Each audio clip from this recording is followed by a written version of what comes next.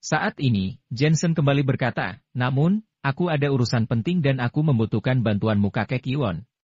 Mata kakek Iwon itu berbinar dan bersemangat, Dr. Jensen, katakan semua urusan penting MU itu, kami dari keluarga Iwon pasti bisa membantu untuk menyelesaikannya, bahkan jika itu dari suatu yang tidak ada, kami memiliki cara untuk mengatasinya. Kakek Iwon tampak berseri dan bersemangat. Bernard Iwon dan yang lainnya tanpa sadar mengusap mata mereka, hanya beberapa kata dari Dr. Jensen itu membuat kakek Iwon begitu bersemangat. Jensen kembali berkata, aku ingin kakek Iwon mengajak dan memperkenalkanku dengan tetua keluarga Fang. Keluarga Fang. Wajah kakek Iwon itu sedikit berubah. Apakah ini sulit? Jensen mengerutkan keningnya. Mungkin apabila ini urusan lainnya, ini tidak akan sulit, tetapi keluarga Fang memiliki masalah dengan keluarga Iwon. Meskipun bukan masalah besar tetapi ini akan sedikit memalukan keluarga Iwon apabila kami pergi menemuinya. Kakek Iwon itu menghela napas.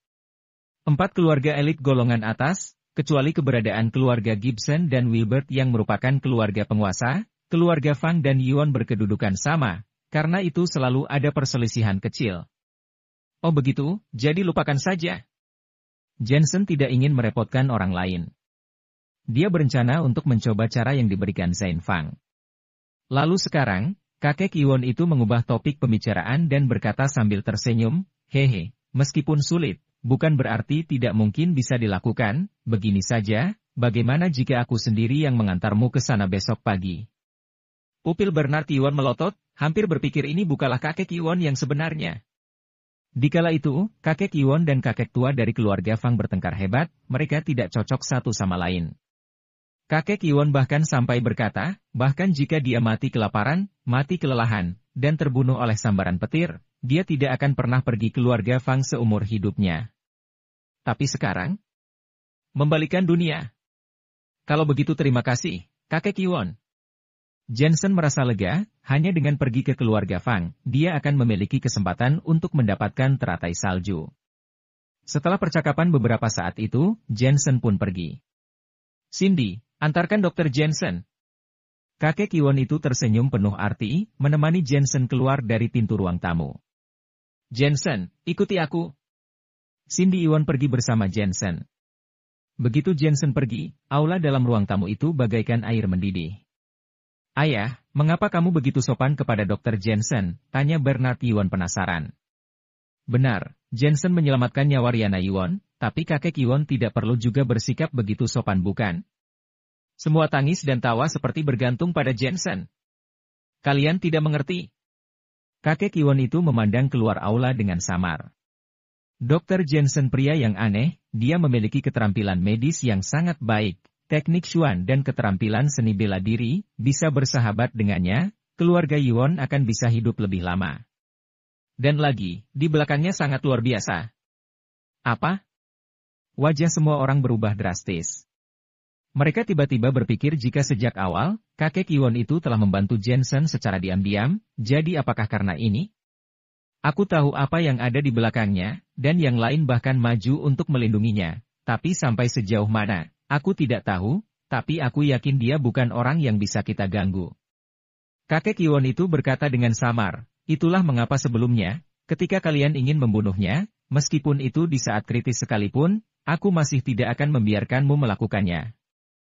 Semua orang terdiam dan tiba-tiba makin penasaran dengan Jensen. Hanyalah seorang dokter, tetapi kakek Iwon itu juga takut, menunjukkan bahwa sesuatu di belakangnya itu pasti di luar imajinasi. Di ibu kota, hanya ada 2 keluarga bangsawan yang ditakuti oleh kakek Iwon itu. Mungkinkah itu? Setiap orang memiliki dugaan. Caden diam-diam berkeringat dingin. Dia hampir membuat kesalahan besar sebelumnya. Tentu saja, sejauh mana pelindung di belakang Jensen dapat melindunginya. Ini juga sangat penting. Apakah dia berhutang budi pada Jensen? Atau dia hanya ingin melindunginya? Sepertinya hanya Jensen sendiri yang tahu. Namun mereka menebak, pelindung misterius di belakang Jensen pastinya menghargai kemampuan medisnya dan kemungkinan ingin mendapatkan kemampuannya itu. Saat ini, Cindy Iwon sedang pergi menemani Jensen. Jensen melihat ke kiri dan ke kanan. Dia bisa merasakan aura kuat di sekitarnya. Penjaga keluarga Iwon berbeda dengan keluarga Miller yang dulu. Tidak ada pengawal yang menggunakan senjata. Mereka semua ahli seni bela diri. Ahli seni bela diri dalam keluarga Yuan ada di mana-mana. Raksasa seperti itu, tidak heran dia mendominasi ibu kota. Jensen, kenapa aku merasa kakek Yuan sangat sopan padamu? Dia mengerutkan kening ketika kamu mengatakan sesuatu, dan dia tertawa ketika kamu mengatakan sesuatu. Cindy Yuan sedang melihat ruang tamu, terasa aneh. Sekenalnya terhadap Jensen, keterampilan medis Jensen sangatlah hebat, keterampilan seni bela dirinya juga hebat, tapi itu tidak cukup untuk membuat emosi kakek Yuan berubah. Kakekmu adalah orang yang cerdas, seharusnya dia telah mengerti hal-hal tertentu. Jensen tersenyum. Hari itu, dia melakukan pembunuhan besar-besaran di keluarga Woodley. Kemudian, keluarga Wilbert muncul untuk membantunya. Meskipun berita itu disembunyikan, bagaimana mungkin keluarga Yuan tidak tahu? Ada sesuatu? Apa itu? Cindy Yuan mengerutkan kening dan tiba-tiba berseru, mungkinkah masih ada orang di belakangmu? Tapi, kami sebagai keluarga Yuan merupakan 4 keluarga elit utama di ibu kota. Seperti keluarga Carson, keluarga Woodley bahkan tidak ada apa-apanya. Yang bisa membuat kakek bergerak apakah keluarga Gibson? Atau keluarga Wilbert? Layaknya seorang reporter yang begitu khas dari dirinya, Cindy Yuan seperti memiliki indera penciuman yang sangat sensitif. Jensen langsung tersenyum tanpa mengatakan apapun. Sepertinya itu benar. Cindy Yuan tersentak, aku mendengar kakek berkata, kedua keluarga elit ini adalah penguasa ibu kota sebenarnya. Di ibu kota ini, ketika kamu bisa bersahabat dengan mereka, tidak akan ada yang berani macam-macam lagi denganmu, apakah karena keahlian medismu? Atau kamu telah menyelamatkan mereka? Menjadi seorang dokter memang sangat menyenangkan, bisa dengan mudah mendapatkan relasi dengan keluarga elit, pastinya dengan mengandalkan keahlian medis yang kalian miliki. Jika mereka ingin aku menjadi pewaris, kamu percaya atau tidak? Jensen tertawa. Cindy Yuan berhenti berjalan dan memfokuskan mata ke arah Jensen, tentu saja aku tidak percaya. Apakah kamu tahu apa yang ahli waris dari 2 keluarga elit wakili? Kamu dapat memobilisasi pasukan khusus Huaxia dengan sesuka hati. Kamu hanya seorang dokter, kamu tidak bisa melakukan ini. Jensen mengangkat bahu dan tidak menjelaskan. Situasi sebenarnya adalah keluarga Wilbert memang menginginkan dirinya menjadi pewaris, hanya saja dirinya tidak mau. Jika keluarga Yuan tahu bahwa Jensen bisa menjadi pewaris keluarga Wilbert tapi dia tidak menerimanya, mungkin mereka akan terkejut. Ya sudah, aku balik dulu.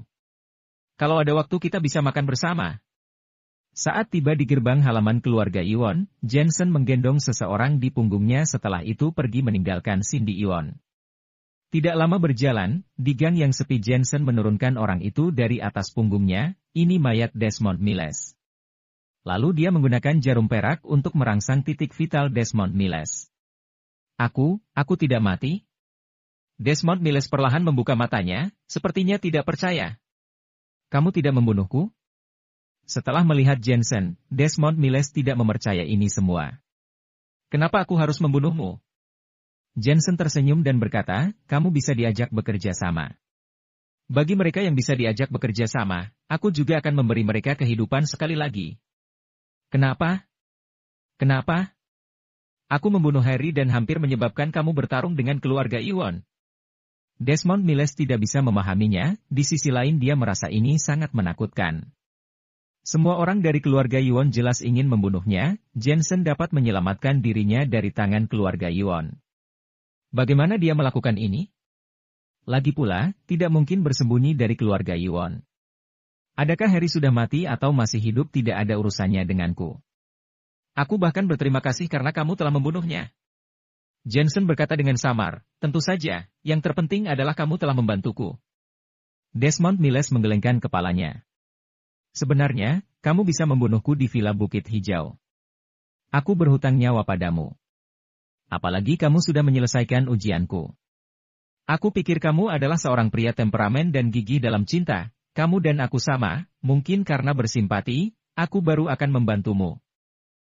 Kamu benar-benar seorang pecinta. Jensen tidak terkejut dengan jawaban Desmond Miles. Namun juga karena obsesi Desmond Miles terhadap cinta, oleh sebab itu Jensen ingin menyelamatkan nyawanya. Di dunia Jianghu, Desmond Miles sudah mati. Dirimu yang sekarang itu bagaikan jiwa yang baru. Apakah kamu tertarik untuk membantuku? Jensen sebenarnya menyukai karakter dari orang seperti Desmond Miles. Meski memiliki hati hiruk-pikuk, tetapi dia memiliki prinsip dalam setiap tindakannya, hanya saja dia dipaksa oleh cinta, sehingga menghasilkan sebuah kesadisan dan kekejaman. Aku mau membantumu. Desmond Miles mengangguk tanpa pikir panjang, kamu menyelamatkanku untuk kedua kalinya. Hidupku ini hanyalah untukmu. Bagus. Jensen mengangguk, pergilah ke Gunung Everest, teman-temanku ada di sana. Mereka akan mengajarkan apa yang akan menjadi tugasmu. Kamu akan meninggalkan ibu kota untuk menghindari gangguan, siapkan bekal perjalananmu termasuk yang lain-lain. Aku telah mengatur semuanya untukmu. Baik. Desmond Miles baru saja akan pergi tetapi tiba-tiba dia bertanya lagi, bagaimana kamu menyelamatkanku dari keluarga Yuan? Lagi pula, sejauh yang aku tahu, keluarga Yuan semuanya adalah pembunuh profesional. Hidup mati seseorang tidak akan ada yang bisa lari dari mereka. Itu hanyalah trik mati suri, aku seorang dokter, aku ingin mati sendiri, tidak ingin diketahui dan dirasakan oleh dewa atau setan, tangan Raja Neraka pun tidak akan berani membunuhku. Jensen menyuruhnya pergi meninggalkan gang sempit ini. Cepat, ada masker kulit manusia di dalam tas, pakailah masker itu, mereka tidak akan ada yang bisa mengenalimu lagi. Melihat punggung Jensen, Desmond Miles terlihat tenang, merasakan punggung Jensen sangat misterius dan terasa sulit untuk dilihat. Setelah Jensen pergi, dia kembali membantu di aula Singlin. Saat ini Monica duduk sendirian, sedangkan kakek dan bibi, mereka membantu di rumah sakit Jensen. Guru, kamu sudah kembali. Setelah melihat Jensen, Monica sangat senang. Lumayan, kamu sudah mendapatkan 20% dari kemampuanku. Jensen menatap pasien yang sedang ditangani oleh Monica yang mengangguk puas. Bakat Monica benar-benar di luar nalar dari seorang dokter Jensen. Teruskan pekerjaanmu, nanti aku akan ajari teknik akupuntur baru. Jensen juga tidak mengganggu Monica dan berjalan menuju lantai 2. Monica langsung tersenyum bersemangat. Sejak awal, sebenarnya tujuan Monica datang belajar teknik pengobatan akupuntur ini adalah untuk mengikuti Jensen, tapi setelah menolong pasien satu persatu, dia menyadari bahwa menjadi dokter adalah hal yang menyenangkan. Apalagi ketika melihat pasien sembuh, rasa senang dan bahagia ini tak dapat terlukiskan. Selain itu, setelah orang tua Monica tahu bahwa anaknya adalah seorang dokter di ibu kota, mereka merasakan adanya harapan masa depan yang baik, setidaknya jauh lebih baik daripada menjadi adik perempuan desa sebelumnya. Setelah Jensen sampai ke lantai 2, dia memilah-milah ramuan obat, tapi pikirannya memikirkan keluarga Wilbert. Di antara 4 keluarga elit di ibu kota, keluarga Gibson dan keluarga Wilbert harusnya menjadi yang paling kuat. Keluarga Gibson memiliki 2 aliansi bela diri terbaik. Kekuatan terkuat keluarga Wilbert ada di luar negeri, tapi aneh, sepertinya ada kekuatan yang lebih hebat di atas mereka. Jensen memikirkan perkataan tetua Wilbert tentang ayahnya. Karena ayahnya, dia bisa menjadi pewaris keluarga Wilbert. Ini berarti, dunia tempat ayahnya berada lebih besar daripada keluarga elit. Ditambah ibu dari Gracia adalah murid ayahnya. Mungkinkah, di atas keluarga elit, ada sekte tersembunyi? Guru, aku datang. Saat ini, Monica berlari ke atas. Bakatmu sangat bagus, dan kamu mau belajar. Selain itu, kamu memiliki keterampilan mendasar sebagai fondasinya. Hari ini, aku akan mengajarkanmu 12 jarum yin-yang. Akupuntur ini memiliki 12 jarum. Setiap jarum mengejutkan langit dan bumi, menangiskan para hantu dan dewa. 3 jarum pertama adalah 8 jarum yin, titik yang siang 12 jarum dan jarum putih dalam tersembunyi. Aku mempraktekannya. Jensen mempraktikkan penggunaan jarum pada model humanoid. Faktanya, dia hanya memberikan 2 jarum pertama kepada Ernest Alfier dan yang lainnya, karena mereka memiliki bakat yang terbatas, mereka hanya bisa mempelajari bagian dasar saja. Lagi pula, dasar-dasar penggunaan 12 jarum yin-yang, ini adalah berasal dari kekuatan energi Qi. Melihat Monica lagi, dia memiliki kekuatan energi Qi yang kuat dan lebih mudah untuk memberikan pengajaran penuh pada karakter 3 jarum pertama. Apa kamu sudah mengerti? Setelah mempraktekkan sekali, Jensen menatap Monica dan berkata, "Aku sudah mengerti."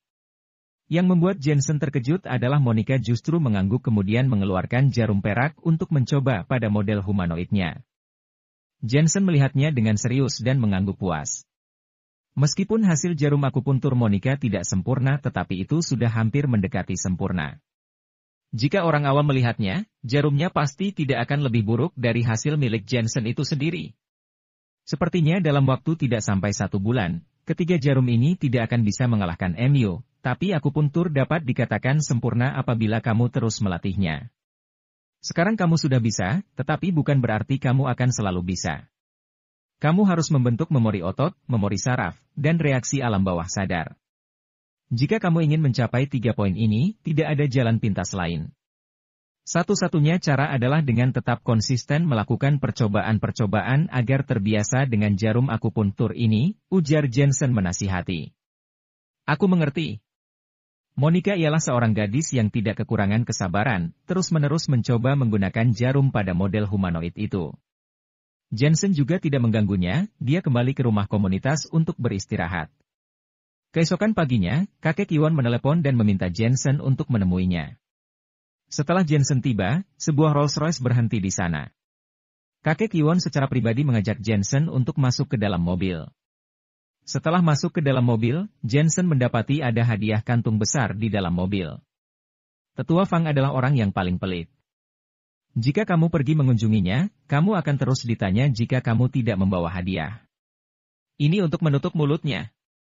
Melihat Jensen memandangi hadiah itu, kakek Iwan tertawa, tetapi terasa ketidakpuasan dalam perkataannya.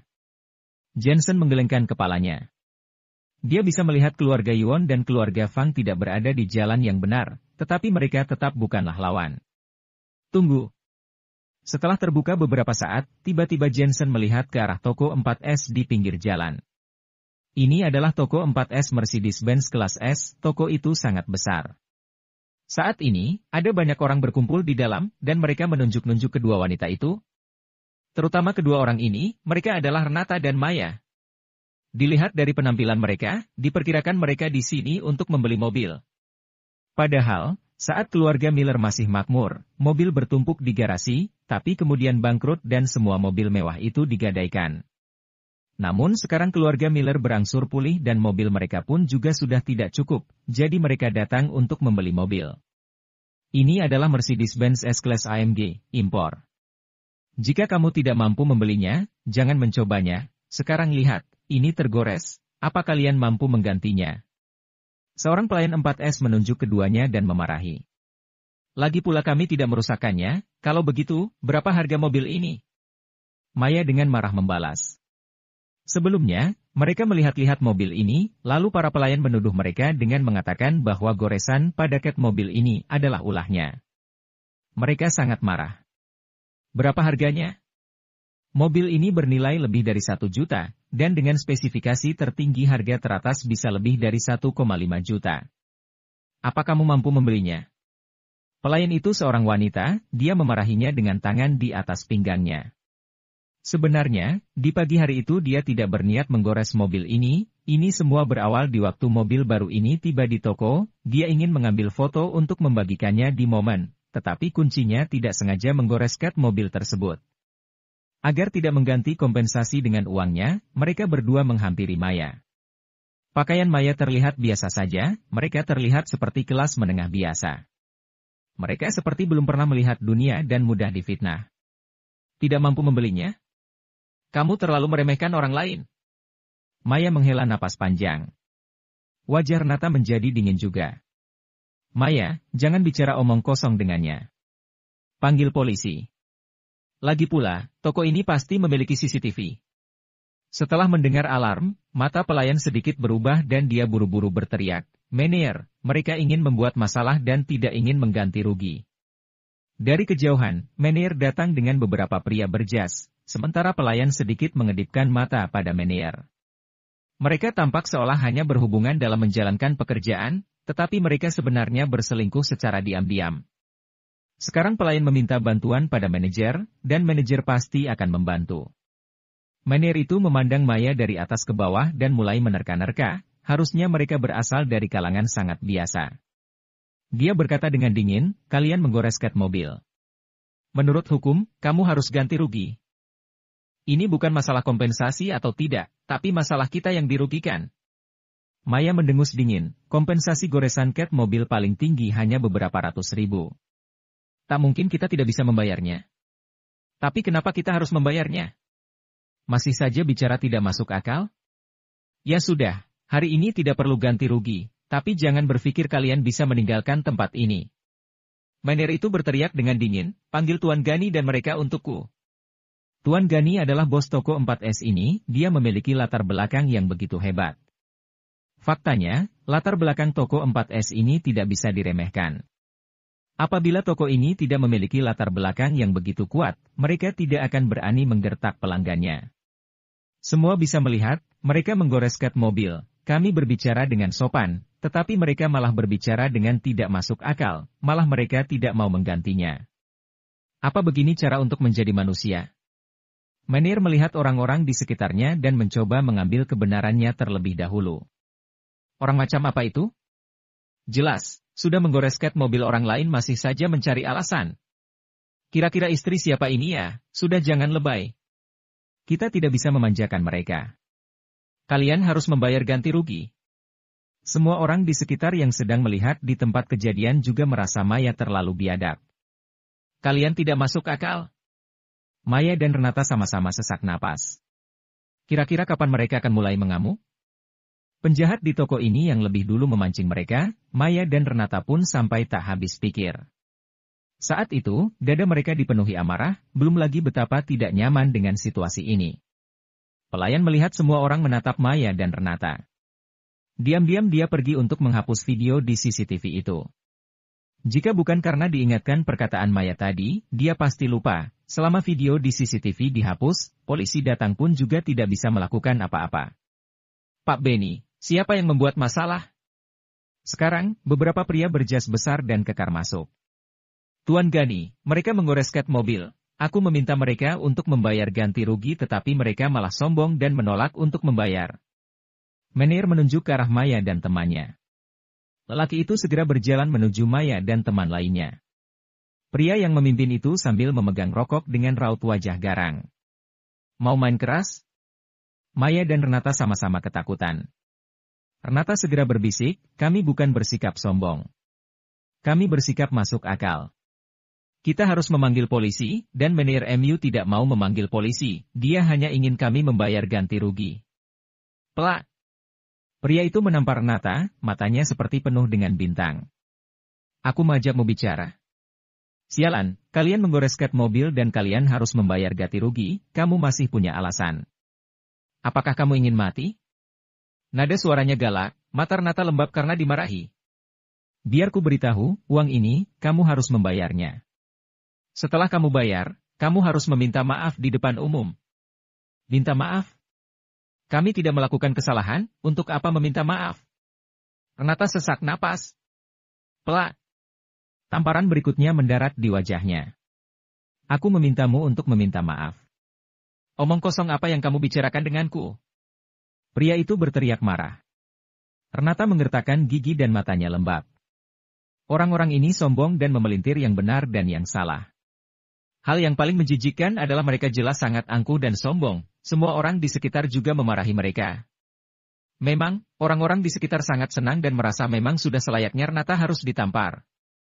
Agar tidak terbiasa, agar tidak selalu melanggar lampu merah atau memotong antrean, ini semua memang sudah seharusnya dilakukan. Dunia ini adil. Jangan berpikir, jika seseorang di rumah memanjakan kamu lalu masyarakat akan juga memanjakan kamu. Jika kamu melakukan kesalahan, sudah seharusnya untuk bertanggung jawab. Saat ini, pelayan telah berjalan kembali dan berkata dengan benar. Tapi wajahnya penuh cibiran sombong. Renata bahkan lebih geram. Dia menunjuk pelayan dan berkata, dasar wanita brengsek, itulah kamu. Cari mati. Pria itu melihat bahwa Renata masih berani berbicara, sang pria itu pun akan menamparnya lagi. Renata sangat takut sehingga dia menutup matanya tanpa sadar, tahu bahwa dia akan dipukuli lagi. Namun, apa yang dia bayangkan itu tidak terjadi, dia pun membuka matanya lebar-lebar. Ia melihat sosok yang sudah tidak asing lagi berdiri di depannya, memegang pergelangan tangan pria itu.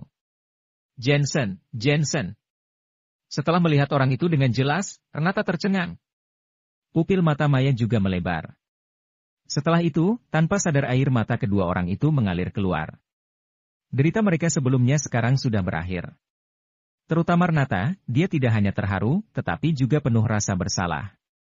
Dulu, dia menargetkan Jensen di mana-mana, tetapi Jensen yang memintanya untuk kembali ke keluarga Miller. Hari ini, Jensen yang berdiri untuk melindunginya. Siapa kamu? Pria itu menatap Jensen dengan dingin dan mengatakan, pemuda ini cukup kuat. Mereka adalah keluargaku. Tidak peduli kesalahan apa yang telah mereka perbuat, kalian tidak boleh menyakitinya, ucap Jensen dengan dingin. Satu kalimat membuat Renata merasa lebih hangat di hatinya, keluarga? Apakah Jensen mengakuinya sebagai bagian dari keluarganya? Dia tiba-tiba merasa bahwa keluhan sebelumnya semuanya sepadan. Mereka keluargamu, kan? Tepat pada waktunya, mereka menggoreskan mobil dan mereka harus mengganti rugi. Pria itu berkata dengan dingin.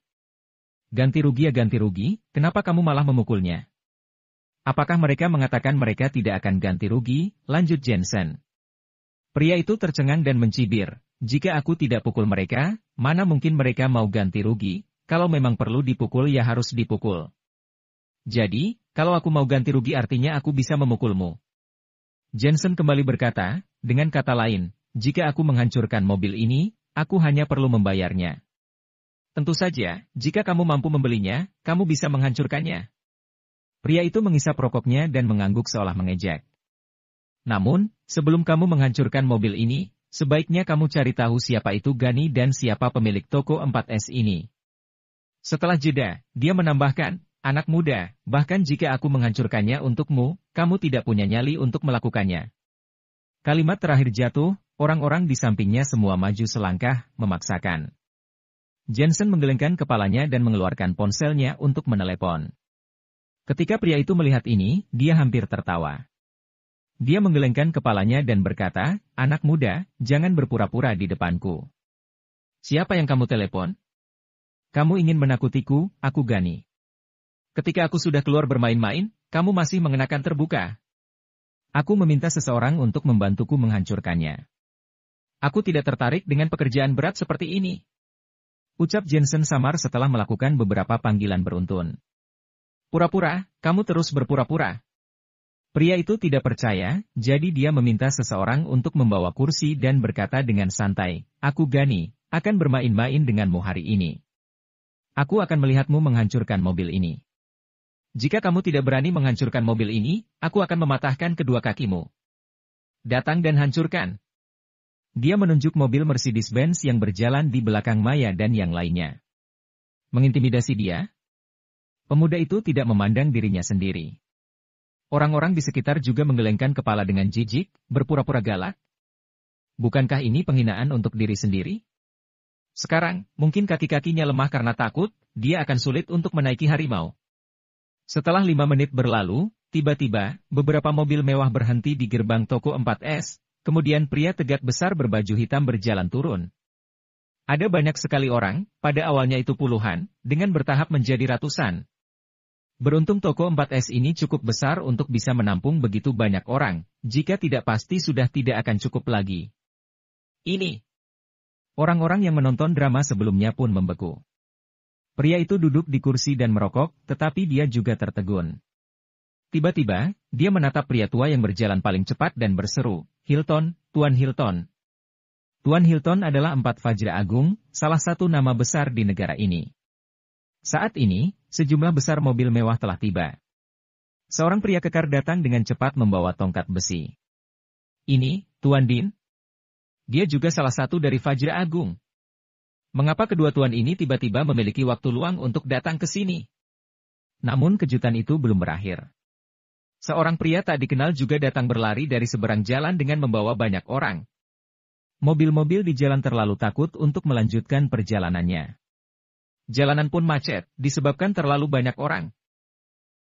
Melihat kembali ke seberang jalan, ada juga seorang pria paruh baya yang membawa banyak orang. Para pemimpin dari dua kelompok ini dengan cepat masuk ke toko 4S, takut mereka akan melewatkan sesuatu jika mereka selangkah lebih lambat. Jonathan, Tobias. Pria itu menatap kedua pria itu, lalu dia duduk di lantai. Asap menyembur keluar dengan penuh ketakutan. Kedua orang ini bahkan lebih menakutkan dari Fajra Agung. Mereka bisa disebut dua tuan jalanan. Mereka adalah dua raja surgawi ibu kota. Sekarang Fajra Agung dan dua raja surgawi telah berkumpul. Ya Tuhan, apa hari ini keduanya ini sebegitu semangatnya? Sampai para bos ini berkumpul bersama. Dr. Jensen. Setelah orang-orang ini datang, mereka menatap Jensen satu demi satu. Seseorang memintaku untuk menghancurkan mobil itu. Aku tidak suka melakukan pekerjaan berat seperti ini, jadi aku menyuruh kalian untuk membantuku menghancurkannya. Jensen berkata dengan ringan, hancurkan toko 4S ini untukku. Begitu ini dikatakan, baik pria maupun manajer itu membeku. Mereka pikir mereka hanya akan menghancurkan mobil mewah itu, tetapi dia juga menyuruhnya untuk menghancurkan seluruh toko. Kalian harus tahu, ada banyak mobil mewah di sini. Jika ini semua dihancurkan, puluhan juta akan terbuang sia-sia. Hancurkan. Pergi panggil alat berat ke sini. Dua raja surgawi itu berteriak marah. Dr. Jensen berkata akan menghancurkannya. Mereka pasti akan melakukannya, mereka tidak akan berhenti sampai tempat ini hancur rata dengan tanah. Bang bang bang. Beberapa palu besi dan benda-benda lain di tangan mereka mulai menghancurkan Mercedes-Benz di belakang Renata dengan tanpa pandang bulu. Tidak sampai 1 menit, mobil mewah seharga 3 juta itu menjadi seperti besi tua. Manajer dan pelayan yang melihat tampak berdarah-darah. Bang bang bang. Ini bukanlah akhir, mobil-mobil yang dipamerkan di depan, mulai dari mobil sport, SUV, MPV semua dihancurkan. Para penonton tersentak kaget. Itu terlalu berlebihan. Mobil mewah berharga jutaan dihancurkan begitu saja, bukan hanya 1, 2 tetapi semuanya. Siapa pemuda ini? Apakah dia kerabat dari kedua wanita itu? Kerabatnya begitu hebat, hanya mengganti rugi cat mobil tergores saja tidak ada apa-apanya buat dia. Boom. Boom. Sekarang, dinding di sekitarnya mulai runtuh, dan beberapa alat berat seperti kren telah tiba, siap untuk menghancurkan toko 4S rata dengan tanah. Jangan hancurkan, jangan hancurkan. Kaki sang manajer terus gemetar karena terkejut. Toko itu hancur, dan dia tidak akan bisa bekerja di sini lagi. Dia menatap Tuan Gani lagi dan berkata, Tuan Gani, cepat hentikan mereka. Wajah Tuan Gani pucat sekarang, dia tidak berani mengeluarkan sepatah kata pun. Fajra Agung dan dua raja surgawi semuanya hadir. Bagaimana mereka menghentikannya? Bagaimana cara menghentikannya? Ia tiba-tiba menatap Jensen, seakan ingin melihat tembus ke arah Jensen. Sebelumnya, La baru saja berteriak-teriak kepada Jensen, membiarkan Jensen menghancurkannya jika memang dia bisa, tapi sekarang Jensen menghancurkannya, tidak hanya menghancurkan 1, tapi juga menghancurkan seluruh toko 4S. Terkejut bukan? Terkejut bukan? Dia menyesalinya sekarang. Jika aku tahu, aku tidak akan membiarkan Jensen menghancurkannya. Bos, berhenti, berhenti. Pada akhirnya, Tuan Gani tidak bisa menahannya dan memohon belas kasihan pada Jensen. Aku yang salah. Tolong jangan hancurkan itu. Bukankah kamu mengatakan, kamu akan mematahkan kakiku jika aku tidak berani menghancurkannya? Untuk menjaga kakiku, aku hanya bisa menghancurkannya, ucap Jensen ringan. Tuan Gani hampir menangis. Dengan ini, siapa yang berani mematahkan kakimu? Setelah Jensen diam-diam menunggu toko 4S dihancurkan, dia berjalan menuju Tuan Gani dan bertanya, berapa harga toko 4S ini? 80 juta. Manajer di sebelahnya berkata dengan gelisah. Jensen menuliskan ceknya. Ini uang untuk tokomu. Ambil itu. Ini.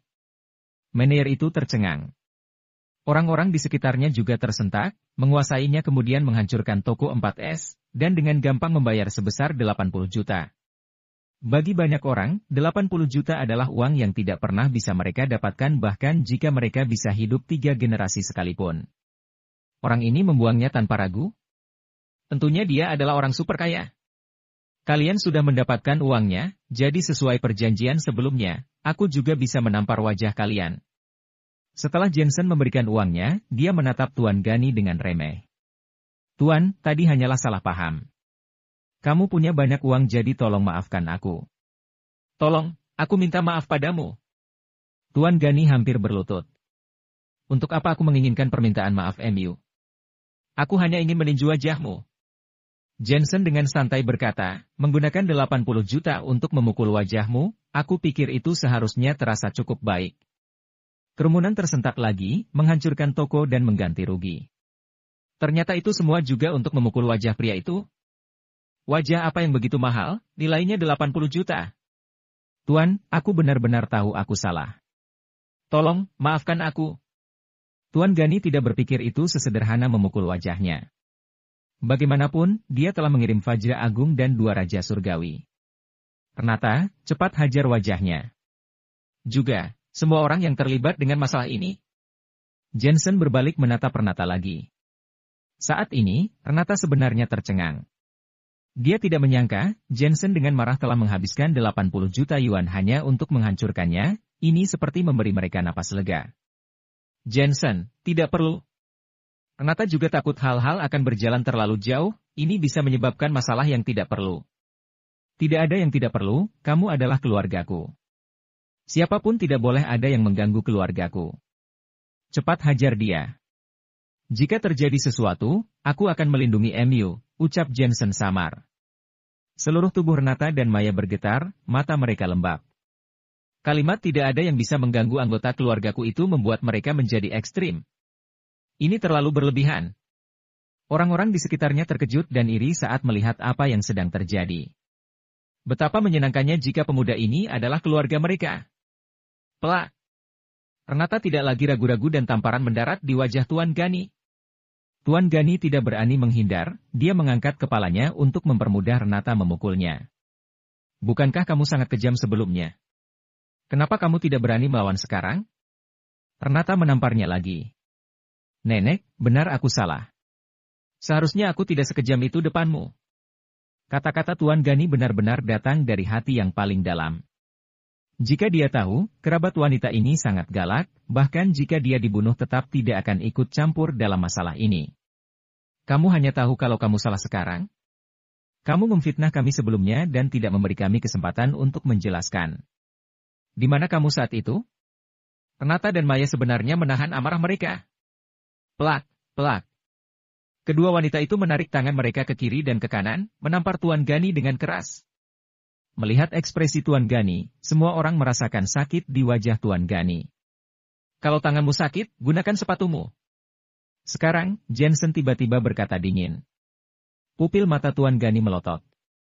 Itu terlalu berlebihan, dia tidak bilang kalau dia kesakitan saat wajahnya dipukul, malahan tangan orang yang memukulnya yang sakit. Lalu dia menggunakan sepatunya untuk menamparnya. Sial, banyak orang berubah-ubah. Ia diam-diam memarahi dirinya sendiri di dalam hatinya, tapi dia tidak berani menunjukkannya. Dia menggunakan wajahnya untuk diarahkan ke telapak tangan Renata lalu menamparnya dengan keras. Renata dan Maya menamparnya belasan kali berturut-turut, dan kegerahan di hatinya akhirnya menghilang. Meneer dan lainnya, keluar. Jensen kemudian kembali berkata. Aku belum memukul mereka. Meneer itu tercengang. Pelayan di sampingnya sangat marah. Ia menunjuk Jensen dan memarahinya, anak muda, jangan terlalu sombong.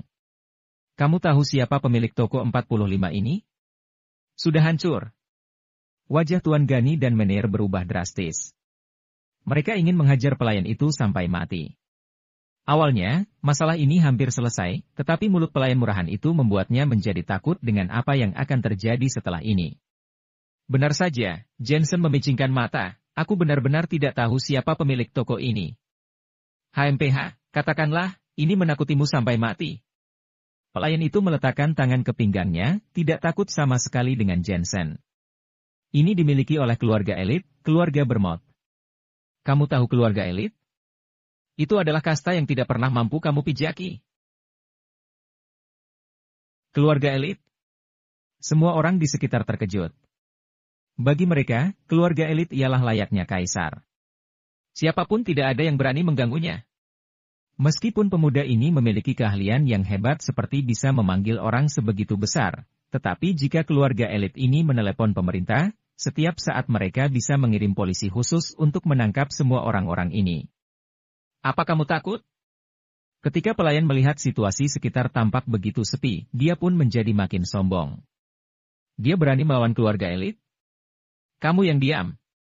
Di sebelah, Meneer tiba-tiba menampar wanita itu, dasar wanita. Apa dia tidak tahu ini makin memperbesar masalah?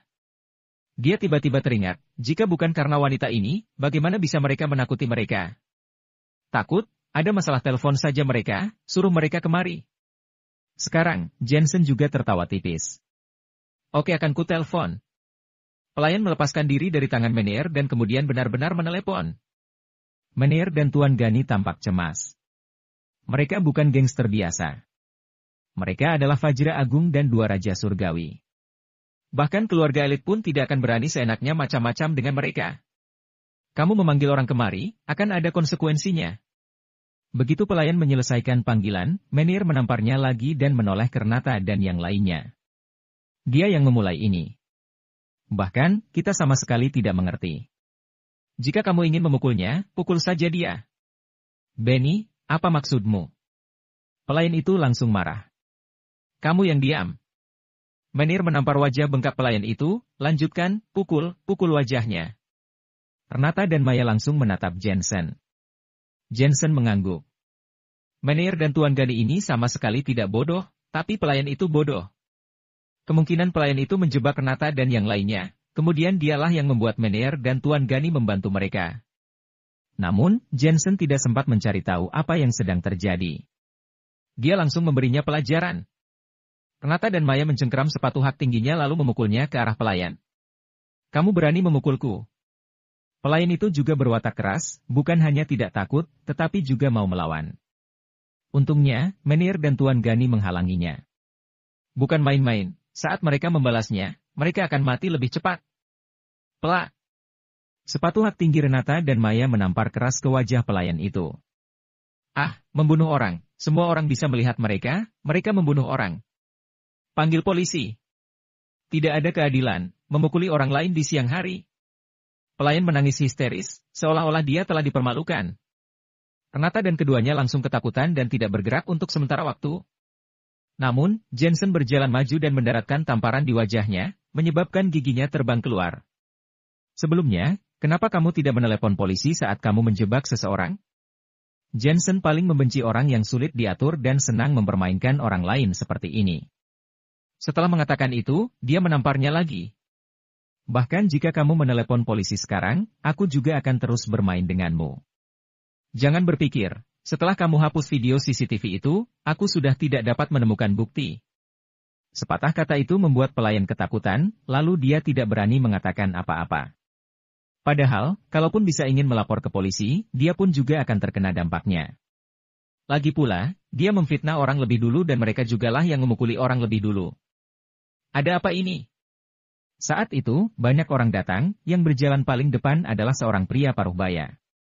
Pria paruhbaya itu mengenakan setelan jas berwarna biru. Muda dengan mengenakan jam tangan Rolex. Temperamennya luar biasa. Bos Bermot, orang-orang ini terlalu sombong. Mereka menghancurkan toko 4S dan memukuli kami. Kamu harus membela kami. Pelayan melihat ini seolah-olah dia telah melihat pertolongan yang bisa menyelamatkan nyawanya. Wajah pria paruhbaya itu murung saat ini. Begitu dia datang dia melihat bahwa toko 4S telah dihancurkan dan semua mobil mewah telah sudah jadi besi tua, ini semua di luar dugaannya. Keluarga Bermot telah menjalani bisnis ini selama bertahun-tahun, ini adalah pertama kalinya mereka bertemu dengan orang yang begitu angkuh. Jika bukan karena terlalu banyak orang, dia akan menyerang sekarang. Siapa kamu? Pria paruhbaya itu mendatangi Jensen dan menatap dingin, aku akan memberimu kesempatan untuk menjelaskan. Jika kamu tidak dapat menjelaskan ini semua, kami akan lakukan prosedur hukum dan aturan yang berlaku. Aku dari keluarga Bermot akan bermain denganmu. Pelayan langsung percaya diri dan menatap Jensen sengit untuk melihat apakah masih berani sombong. Toko ini, aku membelinya, ucap Jensen samar. Banyak uang, lalu bertindak sembarangan. Pria paruhbaya itu berteriak dengan marah, lalu menatap Tuan Gani dan berkata, di mana ceknya? Tuan Gani dengan cepat menyerahkan cek itu, dan setelah pria paruhbaya itu meliriknya, dia berteriak dengan dingin, 80 juta, hanya dengan ini mau membeli toko 4S-ku, kalian bermimpi, jika kamu tidak membelinya sampai 800 juta, masalah ini belum selesai. Setelah mengatakan itu, dia merobek cek menjadi beberapa bagian dan melempar dengan keras ke wajah Jensen. Menurutnya, jika mereka punya uang, mereka bisa melakukan apapun yang mereka inginkan. Tetapi mereka adalah keluarga Bermot, mereka tidak bisa diselesaikan hanya dengan memberikan uang. Jensen menepuk sobekan kertas di tubuhnya dan berkata ringan, "Jadi, kamu ingin terus bermain? Kamu berpikir aku tidak bisa bermain denganmu?" Pria parubaya itu memasukkan jarinya ke dada Jensen dan berkata, "Aku, Sonny Bermot, anggota keluarga Bermot. Aku khawatir kamu tidak bisa bermain dengan aku." Kelak. Begitu ucapan itu terjatuh, Jensen merenggangkan tangan kanannya dan memegang jari pria parubaya itu. Dengan sedikit kekuatan, jari itu patah. "Ah!" Pria parubaya itu kesakitan dan berteriak, "Kamu masih berani menyentuhku, beritahu namamu, aku akan membunuh seluruh keluargamu." Orang-orang di sekitarnya juga terkejut. Semua orang dari keluarga Bermot telah datang, tetapi pemuda ini masih berani sombong. Pupil pelayan melebar, dia sudah mati. Kali ini Raja Surgawi pun tidak akan bisa menyelamatkannya.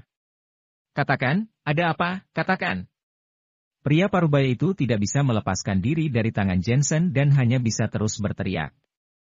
"Aku, Jensen Scott Aula Singlin," ucap Jensen samar. Terdiam. Pria parubaya, yang baru saja sombong, langsung terlihat seperti bebek yang dipegangi lehernya. Jensen Scott Aula Singlin, bagaimana mungkin dia tidak tahu? Orang itu adalah orang yang berkuasa di keluarga Miller. Orang hebat yang telah membuat keluarga Bermot dan yang lainnya masuk penjara, bahkan mereka menghancurkan keluarga elit tetua keluarga Woodley. Ini adalah tangan dan mata langit, bos besar yang bisa memakan hitam dan putih. Namun, bagaimana bos besar legendaris ini bisa begitu muda?